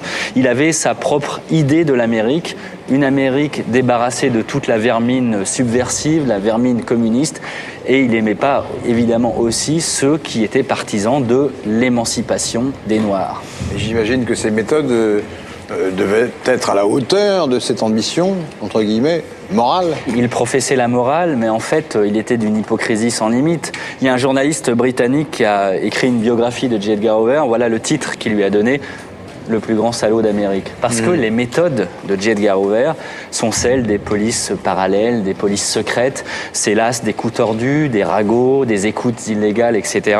Et on prête à Hoover tellement de coups tordus qu'il devient difficile d'en établir une liste exacte et surtout difficile d'en établir la véracité. Bref, en tout cas, on sait qu'il a eu des méthodes très particulières. Mais pour revenir à notre affaire, que sait-on exactement du rôle de Hoover dans l'affaire Martin Luther King? Alors, ce qu'on sait, c'est qu'il craignait la subversion, comme il disait, sous toutes ses formes. Et il est évident à ses yeux que le combat de Martin Luther King, c'est subversif dans l'Amérique telle qu'elle était alors. Comme il disait, King, c'est le nègre le plus dangereux d'Amérique. Et surtout lorsque ce nègre va devenir respectable, c'est-à-dire qu'à partir de 1964, on lui donne le prix Nobel. Donc à partir de ce moment-là, Hoover, semble-t-il, s'est juré de se débarrasser de Martin Luther King. Alors, ce qu'on sait aujourd'hui, c'est qu'il l'a mis sur écoute, c'est qu'il a rassemblé des dossiers compromettants, et notamment sur ses infidélités conjugales, qu'il a transmises à l'épouse de Martin Luther King. Les collaborateurs à ce même balcon du Lorraine Motel devant sa chambre, lorsqu'à 18h01, précise, un coup de feu claque, King s'effondre. Dans la panique, ses collaborateurs montrent tous la même direction d'où vient le coup de feu. King est par terre. Une balle lui a fracassé la mâchoire avant de terminer sa course dans la colonne vertébrale. Coup de feu fatal. Il va vite être transporté à l'hôpital Saint-Joseph de Memphis, mais va mourir 1 heure plus tard à 19h05, ce 4 avril 1968. Ça, ce sont les premières images tournées par les télévisions américaines ce 4 avril. Et Corinne, après, l'assassin s'enfuit, je suppose, donc... Mais il s'enfuit, mais ce qui est hallucinant, c'est qu'on va l'arrêter très très vite. Donc pour bien comprendre, on va retourner sur les lieux du crime. Regardez, le coup de feu vient d'être tiré et tout de suite, les 3 collaborateurs de King pointent un bâtiment qui est en face du Lorraine Motel. Vous voyez, ils pointent une fenêtre au premier étage. C'est de là que le coup de feu est parti. Et des témoins, eux, voient un jeune homme qui s'enfuit en voiture et qui vient de laisser tomber un paquet devant ce bâtiment, à l'intérieur duquel on trouve un fusil. Donc c'est très simple, on suit la piste du fusil et on retrouve la trace d'un certain James Earlway, c'est lui. Et on l'attrape en Angleterre, à Londres, 2 mois plus tard, donc très rapidement. Et figurez-vous que l'homme immédiatement plaide coupable. Du coup, sans procès, il écope de 99 ans de prison. On tient le coupable, c'est la fin de l'enquête, mais pas du mystère. Quel mystère, puisqu'on l'a trouvé, il a avoué. Le mystère, c'est que 3 jours plus tard, il se rétracte. Il dit qu'il porte le chapeau d'une conspiration beaucoup plus vaste et il évoque même la piste de la mafia. C'est dire si mystère il y a. Oui, on a intérêt à suivre la piste d'éventuelles complicités, parce que figurez-vous que ça peut remonter très très haut jusqu'au patron du FBI, c'est lui, J. Edgar Hoover. Oui, d'accord, mais pas si vite, parce qu'il faut quand même revenir aux faits, quoi, tels qu'ils se sont déroulés, comment il s'est enfui, etc. On va revenir au 4 avril 1968, juste après l'assassinat de King. L'émotion est immense. Et tandis qu'on emmène Martin Luther King, son cercueil est transporté jusqu'à Atlanta, sa ville natale, où il sera inhumé, eh bien, il y a des émeutes qui vont éclater dans les quartiers noirs de plus de 150 villes américaines. Et voici l'une des pires explosions de violence que le pays ait connue. Rien qu'à Washington, il y aura 700 incendies. Il y a des scènes de pillage dans tout le pays. Un total de 46 morts, 3000 blessés, 27 000 arrestations. Regardez ces images, c'est vraiment une atmosphère de guerre civile.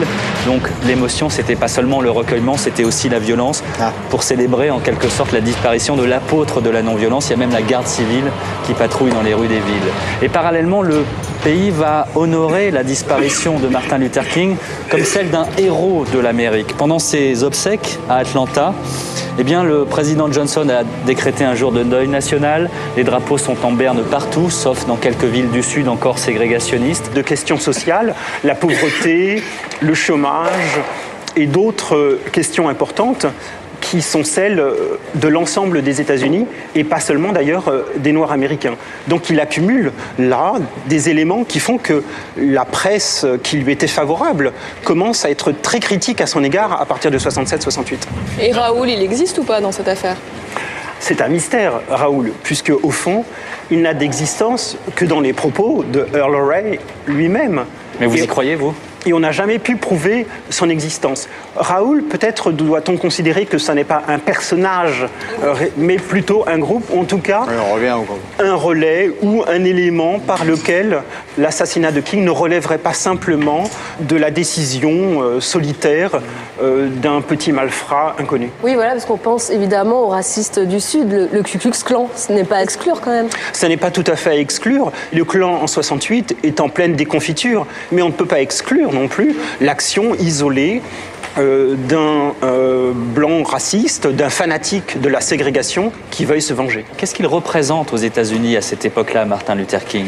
C'est déjà un mythe, c'est une légende, pas seulement aux États-Unis, mais dans l'ensemble du monde. Il est connu en Afrique du Sud, il est connu en Asie. Et aux États-Unis, il est un peu en perte de vitesse au sein de la communauté noire. Il est un peu en perte de vitesse parce que certains lui reprochent, ses vieux compagnons de lutte notamment, son orientation contre la guerre du Vietnam, son orientation en faveur d'une guerre contre la pauvreté et des intonations presque socialisantes dans certains de ses discours. Il est donc dans une phase assez difficile politiquement. Mais en même temps, le fait qu'il soit assassiné d'un seul coup l'élève au rang de mythe, rassemble y compris ceux qui, mezzo voce, avaient exprimé leur critique. Et on a vu comment les ghettos, les grands ghettos noirs du Nord, manifestent leur désespoir à l'annonce de sa mort. Pape Ndiaye, vous nous avez donné votre réponse, une réponse de professeur. Merci de nous avoir suivis jusqu'ici. Merci. Voilà donc notre conclusion. Elle n'engage que les auteurs de cette émission, mais nous avons essayé de vous donner honnêtement toutes les pièces de ce dossier. À vous de vous faire une opinion. Après tout, elle vaut bien la nôtre. Et à bientôt pour la résolution d'une autre énigme de l'histoire.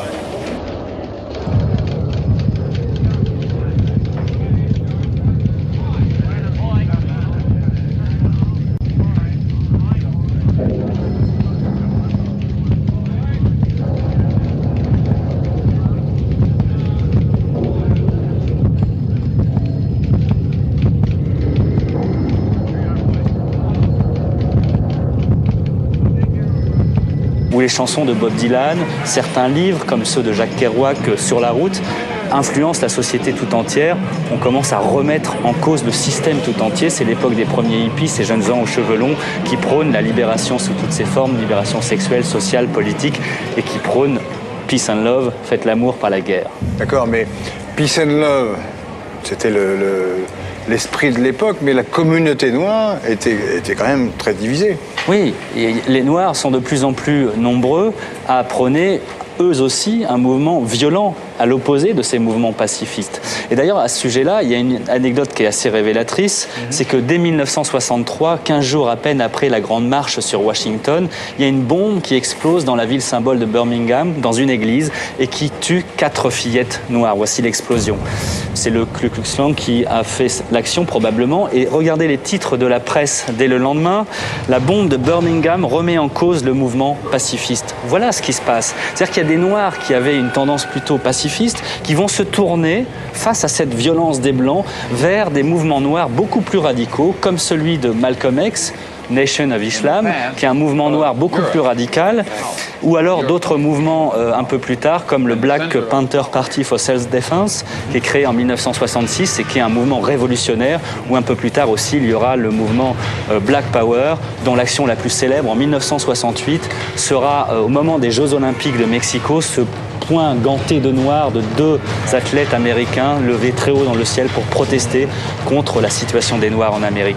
En fait, Martin Luther King, qui pose à côté de Kennedy, qui est reçu par le président Johnson, qui a des avis sur la guerre du Vietnam, qui marche main dans la main avec les Blancs, eh bien, il est considéré comme quelqu'un qui est un mou, quelqu'un qui a trahi en quelque sorte la communauté noire, et de plus en plus de Noirs se tournent vers les mouvements extrémistes. Et puis aussi, en 1968, la situation a changé, c'est-à-dire que le mouvement des droits civiques avait donné de bons résultats politiques, le droit de vote notamment, mais en 68, il y a d'autres enjeux.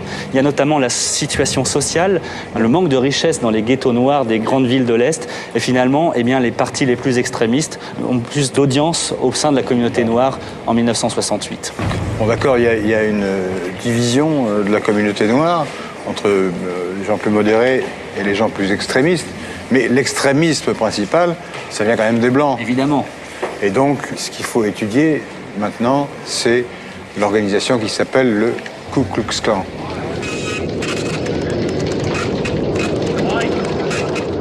Alors Corinne, ça avance ce dossier sur le Ku Klux Klan? Bah oui, Laurent, vous connaissez cette cagoule? Bah oui.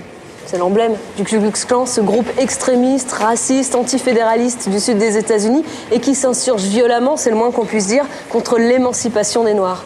Il est violent, d'accord, mais... On commence à remettre en cause le système tout entier. C'est l'époque des premiers hippies, ces jeunes gens aux cheveux longs qui prônent la libération sous toutes ses formes, libération sexuelle, sociale, politique, et qui prônent peace and love, faites l'amour, pas la guerre. D'accord, mais peace and love, c'était l'esprit de l'époque, mais la communauté noire était quand même très divisée.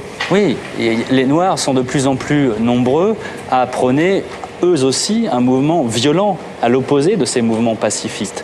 Et d'ailleurs, à ce sujet-là, il y a une anecdote qui est assez révélatrice, c'est que dès 1963, 15 jours à peine après la Grande Marche sur Washington, il y a une bombe qui explose dans la ville symbole de Birmingham, dans une église, et qui tue 4 fillettes noires. Voici l'explosion.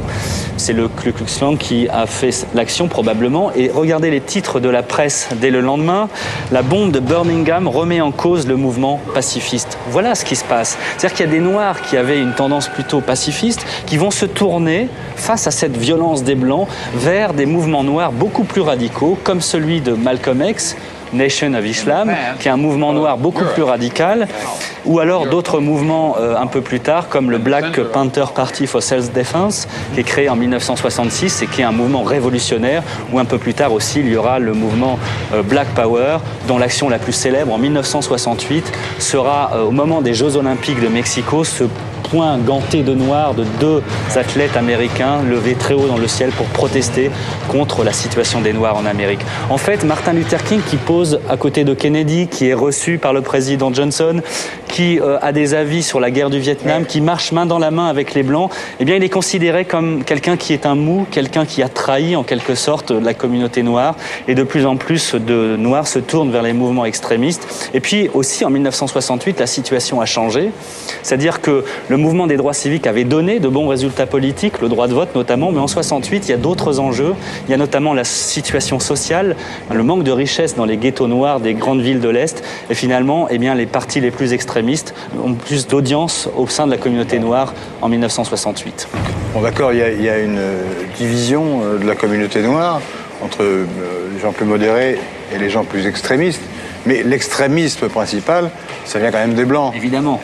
Et donc, ce qu'il faut étudier maintenant, c'est l'organisation qui s'appelle le Ku Klux Klan.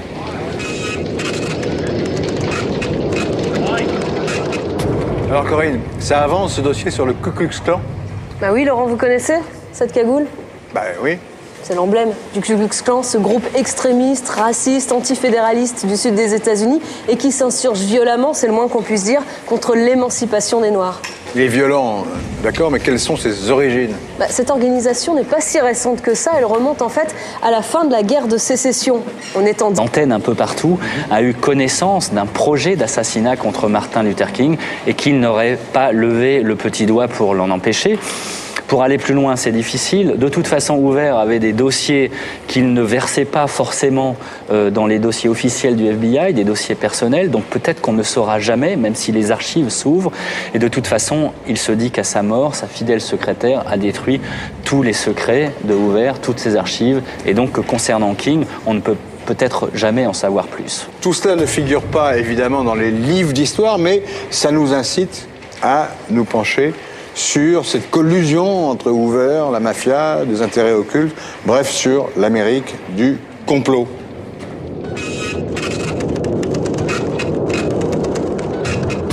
Corinne, toutes sortes de rumeurs circulent depuis 40 ans sur cette collusion entre Hoover, la mafia, des intérêts mystérieux. C'est une légende? Il y a beaucoup de documents parfaitement fiables et qui sont maintenant accessibles grâce à la révolution numérique et grâce surtout au FOIA. C'est le Freedom of Information Act. Ah oui, d'accord. C'est la loi qui oblige l'administration américaine, en l'occurrence, à fournir n'importe quel document à n'importe quel citoyen qui en fait la demande. Voilà, c'est une loi votée en 1966 et qui depuis a donc connu une seconde jeunesse avec toutes ces pages dites déclassées et auxquelles maintenant on a accès facilement grâce à Internet. Mais alors, il faut quand même dire qu'il y a des exceptions. C'est-à-dire que le FBI, la CIA, en fait, toutes les administrations qui ont lien avec la sécurité nationale ne sont pas obligées de la respecter. On peut en parler justement de ces informations potentiellement préjudiciables. Sans faire de spéculation, on peut quand même s'appuyer sur des faits. 5 août 1962, mort de Marilyn Monroe, suicide extrêmement controversé, c'est le moins qu'on puisse dire. 22 novembre 1963, assassinat de John Fitzgerald Kennedy, meurtrier présenté comme un individu ayant agi seul, encore une fois, très controversé.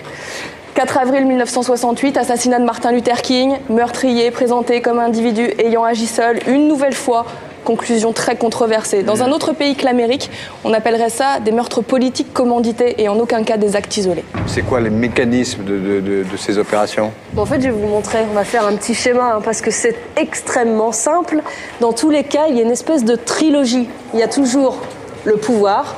Alors c'est un pouvoir évidemment économique ou politique qui passe commande à une mouvance interlope, par exemple la mafia. Elle lui passe commande d'un crime et elle-même contacte un exécutant. Et le troisième acteur, ce sont les services de renseignement, FBI ou CIA, qui, on l'a vu pour les 3 personnes, sont au courant de tout. La vie privée de Marilyn Monroe, la vie privée de Martin Luther King et les menaces contre Kennedy. Et dans notre affaire Martin Luther King, le pouvoir, eh bien, ce sont les notables du Sud blanc racistes. La mouvance interlope.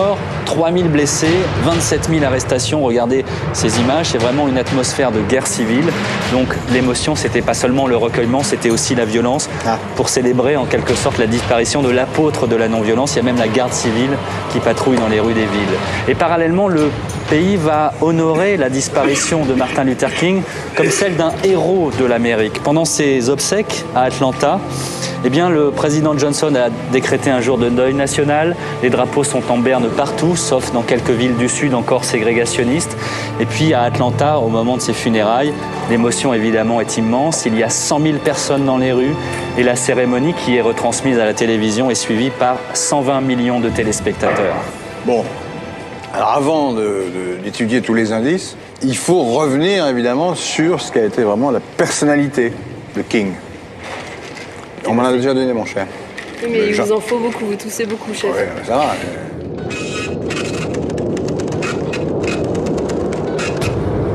Peggy, avant tout, j'aimerais savoir d'où vient ce Martin Luther King. Vous allez voir que ces idéaux prennent vie extrêmement tôt.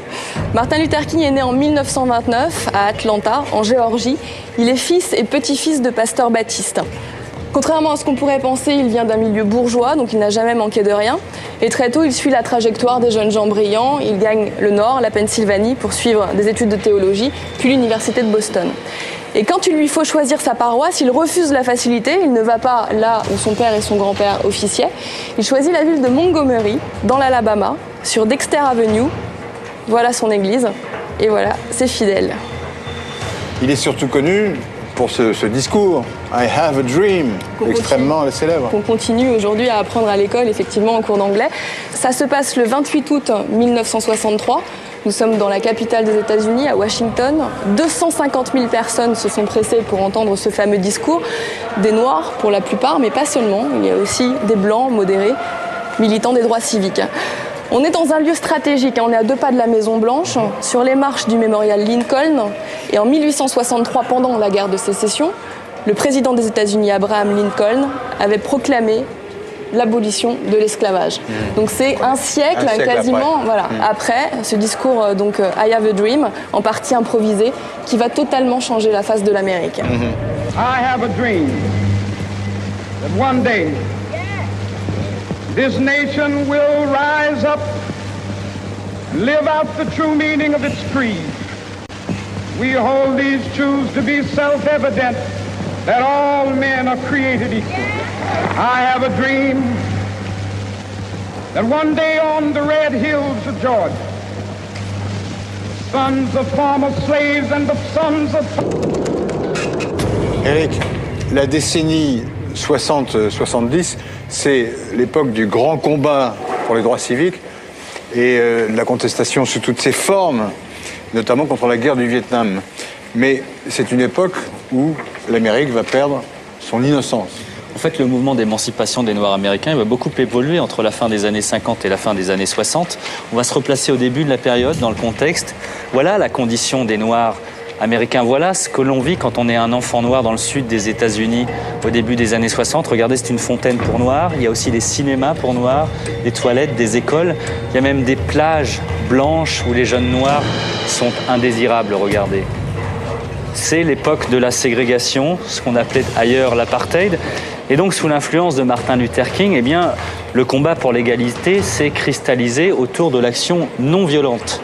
Boycott, sit-in, marche, désobéissance civile, voilà les seules armes qui sont utilisées, des armes qui sont tout à fait efficaces d'ailleurs, parce qu'en face, la riposte policière est violente, et puis la violence des milices blanches finalement va choquer l'Amérique, et notamment va choquer la jeunesse étudiante américaine. Et donc, peu à peu, sur les campus américains, c'est main dans la main que noirs et blancs vont commencer à remettre en cause l'ordre établi, notamment à partir de la marche en 1963 sur Washington, mais aussi en 1965 la marche de Selma pour le respect du droit de vote. De plus en plus, noirs et blancs remettent totalement en cause le système. Et finalement, cette espèce d'élan de sympathie de la jeunesse va coloniser la société entière et va donner de bons résultats politiques. C'est aussi une époque où les chansons de Bob Dylan, certains livres comme ceux de Jacques Kerouac, Sur la route, influencent la société tout entière. On commence à remettre en cause le système tout entier. C'est l'époque des premiers hippies, ces jeunes gens aux cheveux longs qui prônent la libération sous toutes ses formes, libération sexuelle, sociale, politique, et qui prônent peace and love, faites l'amour par la guerre. D'accord, mais peace and love, c'était l'esprit de l'époque, mais la communauté noire était quand même très divisée. Oui, et les Noirs sont de plus en plus nombreux à prôner eux aussi un mouvement violent à l'opposé de ces mouvements pacifistes. Et d'ailleurs, à ce sujet-là, il y a une anecdote qui est assez révélatrice, c'est que dès 1963, 15 jours à peine après la grande marche sur Washington, il y a une bombe qui explose dans la ville symbole de Birmingham, dans une église, et qui tue 4 fillettes noires. Voici l'explosion. C'est le Ku Klux Klan qui a fait l'action probablement. Et regardez les titres de la presse dès le lendemain. La bombe de Birmingham remet en cause le mouvement pacifiste. Voilà ce qui se passe. C'est-à-dire qu'il y a des Noirs qui avaient une tendance plutôt pacifiste, qui vont se tourner face à cette violence des Blancs vers des mouvements noirs beaucoup plus radicaux, comme celui de Malcolm X, pension meublée, et de se tenir prêt. Il va traîner ses guêtres ici, quasiment au vu et au su de tous. Dans le même temps, Raoul manipule une deuxième équipe, l'équipe d'un tueur professionnel qui lui aussi circule en Ford Mustang blanche et qui va utiliser la chambre louée par la première équipe, celle de James Earl Ray, pour assassiner Martin Luther King, déguerpir sur les chapeaux de roue à bord de la Ford Mustang blanche, évidemment en laissant opportunément tomber un paquet d'indices, dont l'arme du crime. Et donc la police, très facilement, remontera non pas à l'assassin véritable, mais à celui qui est là pour porter le chapeau, c'est-à-dire James Earl Ray. C'est qui ce Raoul en question ? Alors ce Raoul serait un latino-américain d'âge moyen, les cheveux plutôt blonds, mais en fait personne ne l'a jamais vu. C'est un as de la discrétion qui a des méthodes d'agent secret, qui n'est jamais joignable au téléphone au même numéro, qui bouge sans cesse d'état, qui a sa base arrière à la Nouvelle-Orléans, dit-on dans la mouvance anticastriste, vous savez, ces exilés cubains de la Nouvelle-Orléans que la CIA entretient à la Nouvelle-Orléans. C'est plutôt un personnage qui semble tout droit sorti d'un roman noir de James Ellroy. Vous savez, ces agents un peu troubles qui rendent des services aussi bien à la mafia qu'à la CIA. Et c'est un peu ça le problème, c'est qu'il semble tout droit sorti d'un roman noir. Mais qu'est-ce que vous voulez dire ? Eh bien que ni les policiers, ni les juges, et encore moins les historiens, ne l'ont jamais vu, ce Raoul. Donc, soit c'est un génie de la discrétion, soit il est sorti de l'imagination de James Earl Ray pour justifier son histoire de complot. Voilà, c'est en effet tout le problème. Toutes les informations, tous les éléments qu'on a sur ce personnage central proviennent du principal accusé. C'est tout le problème. Enfin, ce qui est intéressant quand même, c'est que James Earl Ray raconte qu'il s'est évadé à l'été 1967 d'un pénitencier dans le Missouri, qu'il a rencontré Raoul dans un bar à Montréal, qu'ensuite il a travaillé pour lui pour toutes sortes de trafics à travers tous les États-Unis, dont la Californie. Il est allé aussi au Mexique, avant que, plus tard, donc au mois d'avril 1968, eh bien, Raoul ne demande à James Earl Ray de venir à Memphis, Tennessee.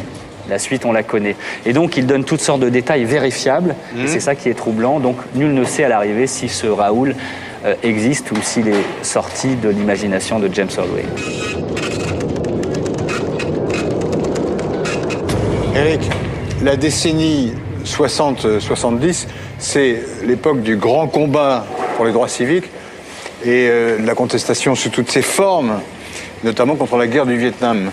Mais c'est une époque où l'Amérique va perdre son innocence. En fait, le mouvement d'émancipation des Noirs américains va beaucoup évoluer entre la fin des années 50 et la fin des années 60. On va se replacer au début de la période, dans le contexte. Voilà la condition. We have a right to expect that the law will be fair, that the Constitution will be colorblind, as Justice Harlan said at the turn of the century. This is what we're talking about, and this is a matter which concerns this country and what it stands for. And in meeting it, I ask the support of all of our citizens. Thank you very much. Mais au cours de ces actions, il va quand même être arrêté.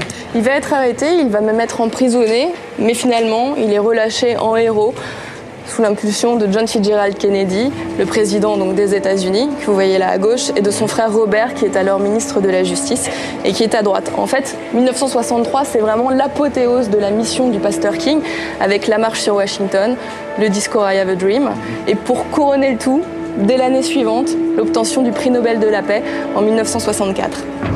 Mais la naissance de ce mythe, elle tient essentiellement à l'utilisation des méthodes non violentes, celles de Gandhi. Oui, effectivement, il mène sa vie comme s'il était élu par Dieu. Il ne fait pas partie Oui, des on l'a appelé un prédicateurs. prophète. C'est ça. Ce n'est pas un simple prédicateur comme il en existe tant à cette époque aux États-Unis. C'est un homme d'action, c'est un agitateur. Et partout où il passe, effectivement, ça fonctionne. De Montgomery à Memphis, du Tennessee au Mississippi, il fait tomber une à une les barrières de la ségrégation. Dans les transports en commun, on l'a vu, mais aussi dans les écoles, dans les restaurants, dans les toilettes publiques, et même au niveau politique et civique, puisque Martin Luther King est à l'origine de 2 très grandes lois, en 64 et 65, qui rétablissent le droit de vote des Noirs dans le Sud. C'est pas rien quand même. Et ces lois seront ratifiées sous la présidence de Lyndon Johnson. Et une des causes du succès, c'est son charisme. C'est-à-dire qu'il arrive à fédérer les Noirs, mais aussi les Blancs modérés, et rien jamais n'arrivera à écorner sa légende. Ni les ennemis extérieurs, ni les rivalités internes, ni la révélation de ces frasques extra-conjugales, et il y en a eu. Donc, voilà, pour la victime, il faut maintenant passer à l'agresseur, James Earl Ray.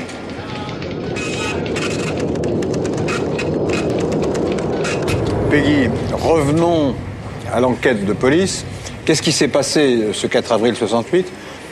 On a dit que c'était une enquête bâclée, que la police avait mal travaillé. En fait, elle a fait preuve d'une célérité redoutable. Oui, c'est vrai que pour démasquer James Earl Ray, c'est allé très vite, peut-être trop vite. Maintenant, pour l'arrêter, c'est une autre paire de manches, puisqu'il a tenu quand même en échec le FBI et Interpol pendant 2 mois. C'est énorme. Il faut attendre le 8 juin 1968 pour qu'il soit arrêté à l'aéroport d'Heathrow, à Londres. Étrange, en effet. Mais revenons sur les lieux du crime. Earl Ray était bien là, non ? Peut-être, ça ne veut pas dire pour autant qu'il est tiré. Donc ça, c'est le Lorraine Motel. Luther King est assassiné ici, il s'effondre là, et tout de suite, ses proches collaborateurs pointent du doigt la fenêtre juste en face. C'est de là qu'aurait tiré l'assassin. Quelques minutes après le meurtre, une voiture de police passe dans cette rue et s'arrête ici, la ville de Birmingham, une ville très raciste, tenue par le Ku Klux Klan. Une des villes les plus racistes des États-Unis. Donc ces actions se multiplient. Alors, le Ku Klux Klan, vous en parlerez avec Corinne tout à l'heure, effectivement, ces actions se multiplient. Son but, c'est de provoquer les autorités locales, c'est de les pousser au dérapage, et c'est exactement ce qui va se passer. Il ne faut pas perdre de vue qu'en plus, il incite les jeunes, Martin Luther King, à participer à ces manifestations, même les enfants. Et les images des brutalités commises tant par les autorités locales que par les foules blanches vont profondément choquer l'Amérique. À tel point que le président Kennedy, au cours d'une allocution télévisée, va annoncer une profonde réforme des droits civiques en faveur des Noirs. We have a right to expect that the Negro community will be responsible, will uphold the law, but they have a right to expect that the law will be fair, that the Constitution will be colorblind, as Justice Harlan said at the turn of the century. This is what we're talking about, and this is a matter which concerns this country and what it stands for. And in meeting it, I ask the support of all of our citizens. Thank you very much. Mais au cours de ces actions, il va quand même être arrêté. Il va être arrêté, il va même être emprisonné, mais finalement, il est relâché en héros sous l'impulsion de John Fitzgerald Kennedy, le président donc, des États-Unis, que vous voyez là à gauche, et de son frère Robert, qui est alors ministre de la Justice, et qui est à droite. En fait, 1963, c'est vraiment l'apothéose de la mission du pasteur King, avec la marche sur Washington, le discours I Have a Dream, et pour couronner le tout, dès l'année suivante, l'obtention du prix Nobel de la paix en 1964. Mais la naissance de ce mythe, elle tient essentiellement à l'utilisation des méthodes non violentes, celles de Gandhi. Oui, effectivement, il mène sa vie comme s'il était élu par Dieu. Il ne fait pas partie des on l'a appelé un prédicateurs. prophète. C'est ça. Ce n'est pas un simple prédicateur comme il en existe tant à cette époque aux États-Unis. C'est un homme d'action, c'est un agitateur. Et partout où il passe, effectivement, ça fonctionne. De Montgomery à Memphis, du Tennessee au Mississippi, il fait tomber une à une les barrières de la ségrégation. Dans les transports en commun, on l'a vu, mais aussi dans les écoles, dans les restaurants, dans les toilettes publiques, et même au niveau politique et civique, puisque Martin Luther King est à l'origine de 2 très grandes lois, en 64 et 65, qui rétablissent le droit de vote des Noirs dans le Sud. C'est pas rien quand même. Et ces lois seront ratifiées sous la présidence de Lyndon Johnson. Et une des causes du succès, c'est son charisme. C'est-à-dire qu'il arrive à fédérer les Noirs, mais aussi les Blancs modérés, et rien jamais n'arrivera à écorner sa légende. Ni les ennemis extérieurs, ni les rivalités internes, ni la révélation de ces frasques extra-conjugales, et il y en a eu. Donc, voilà, pour la victime, il faut maintenant passer à l'agresseur, James Earl Ray.